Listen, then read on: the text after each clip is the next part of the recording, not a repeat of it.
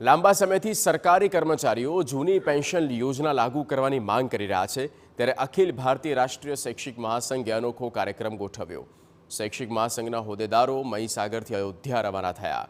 અયોધ્યા પહોંચી તમામ હોદ્દેદારો ભગવાન રામલલા સમક્ષ શીશ ઝુકાવશે અને તેની જૂની પેન્શનની માંગણી પૂર્ણ થાય તેવી પ્રભુને પ્રાર્થના। શૈક્ષિક મહાસંઘના પ્રવક્તાએ લખ્યું કે અમે પ્રભુ રામના દરબારમાં અરજી કરી છે કે પ્રભુ અમને આશીર્વાદ આપે અને અમારી માંગણી પૂર્ણ થાય। આજે પ્રભુ શ્રી રામના ચરણોમાં એક વિનંતી કરવા જઈ રહ્યું છે। ગુજરાત સરકારને તમામ કર્મચારીઓને પેન્શન આપે તે માટે ત્યાં જઈને પ્રાર્થના કરશે, એમના ચરણોમાં આશીષ માંગશે અને સમગ્ર કર્મચારીઓને એમનું પૂરતું પેન્શન મળે એવી વિભાવના સાથે આજે રાષ્ટ્રીય શૈક્ષિક મહાસંઘ, અખિલ ભારતીય રાષ્ટ્રીય શૈક્ષિક મહાસંઘ ગુજરાત પ્રાંત આજે પ્રવાસે છે અને આજે અત્યારે અહીંથી ઉપડીને આવતીકાલે સાંજે અયોધ્યા પહોંચશે। પરમ દિવસે ચરણોમાં વંદન કરી અને આશીષ માંગશે।